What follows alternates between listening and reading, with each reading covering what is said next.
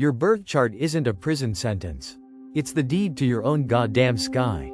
Welcome to Astrology College. I'm your professor, and this is Ast 101. Foundations, the course they never taught you, because the people who wrote the textbooks spent 400 years erasing the women who invented this discipline. Today's lecture: reclaiming the chart as sovereign territory.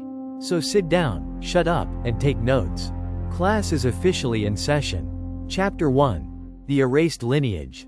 Let's start with a history lesson your syllabus never mentioned. 2300 years before Christ, a woman named Enheduanna, high priestess of the moon goddess Inanna, became the first named author in all of human history, and she wrote about the sky. Not as decoration, as mathematics, as power. Fast forward to Alexandria, and you get Hypatia, philosopher, astronomer, celestial mechanic, murdered by a mob for the crime of teaching the heavens. The medieval church gave us Hildegard of Bingen, whose cosmic visions read like a natal chart of the universe itself. And in 1899, a woman named Evangeline Adams walked into a New York hotel, cast the horoscope of a stranger, and got arrested for it, then won her trial by proving, in court, that the chart of her own accused self was accurate to the goddamn day. Every one of these women was told the sky belonged to the priests, the kings, the men with the telescopes. Bullshit. The sky belongs to whoever has the nerve to read it. And the birth chart, your birth chart, is the oldest piece of sovereign land a woman has ever owned.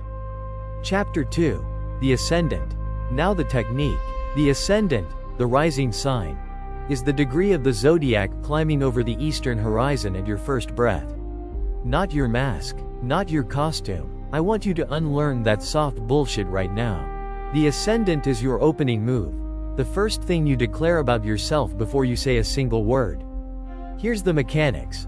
Your chart is a 360-degree wheel, sliced into 12 houses. The ascendant is the cusp of the first house, the house of the self. Its sign determines the planet that rules your entire chart, your chart ruler, and that ruler's sign, house, and aspects are the operating system of your whole life. If your ascendant is Leo, the sun is your ruler, so your life runs on visibility, on will, on the courage to be seen. If it's Capricorn, Saturn runs the show, so your life runs on structure, discipline, and the slow, patient accumulation of power. Nobody handed you that. You came into this world already holding the deed. The ascendant is how you sign it. Chapter 3. The Moon. Now we go inward. The moon, your lunar placement, is the sovereign of your interior, your instinct, your appetite, your body's own clock. And here's a detail most astrologers gloss over. The moon's phase at your birth tells you whether you're a builder or a harvester. Born in the waxing phase, from new moon to full, the moon is growing in light. That's a life designed to initiate, to start things, to plan, to push into the dark and trust the growth. Born in the waning phase, full moon to new, the moon is shedding light. That's a life designed to harvest, to finish, to edit, to purge what's dead, to distill everything you've built down to its purest form.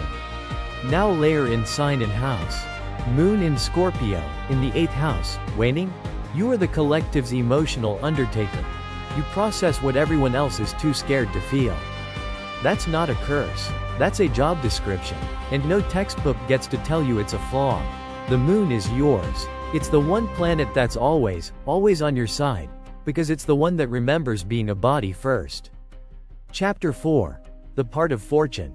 Now let's get genuinely technical, because fortune, contrary to every lazy horoscope column you've ever read, is not something that happens to you. Fortune is a point in the chart you can calculate. It's called the part of fortune, pars fortunae, and it's the ancient Greek lot that marks where your material well-being is actually contracted. The formula. Write this down. For a day birth, ascendant plus sun minus moon. For a night birth, ascendant plus moon minus sun. Take the degrees, do the arithmetic, and you land on a degree in some sign and house, and that's your fortune. But here's the feminist part they never print. The part of fortune in the ancient tradition was the lot of the moon, and the moon was the luminary of the body, of the mother, of inheritance. The Greeks called the moon's lot the place where the soul's body finds its footing. In other words, your fortune was always meant to be tied to your own embodiment, your own lineage, your own choices, not to a man's economy. When fortune sits in your 10th house, your luck runs through your public work. In the second, through what you own. In the fourth, through your roots and your home. The chart isn't telling you what you'll win. It's telling you the arena where you're already negotiating. So stop waiting for luck. Read the contract. Sign your own name. Chapter 5. Contract, not cage. Which brings me to the thesis of this entire lecture, and the thesis of this entire goddamn series. Your chart is not a cage. It's a contract. The sky at your birth is the room you were given. The planets are the furniture. The aspects, the angles between them, within their orbs, are the conversations happening in that room. And you are the only one who gets to rearrange it. Dignity matters. A planet in its own sign rules the room. A planet in detriment is negotiating from a weak hand. But here's what the old texts never tell you. A weak hand can still win the whole pot. Exaltation, fall, domicile, detriment. These are starting positions, not verdicts. The chart describes the hand you were dealt. It has never, not once, predicted how you play it. So your homework, class. Tonight, look up your moon phase. Ask yourself one question: am I building, or am I harvesting? And then ask the second question, the one they never taught you to ask. Whose sky is this, anyway? The answer, obviously, is yours. This has been Asked 101. The ferocious feminine frames the firmament. End of lecture. Class dismissed. And next week, Asked 202. The mutable mercurial muse misdemeanors. Where we make Mercury answer for every text he ever made you send. You're dismissed. Go read your own sky.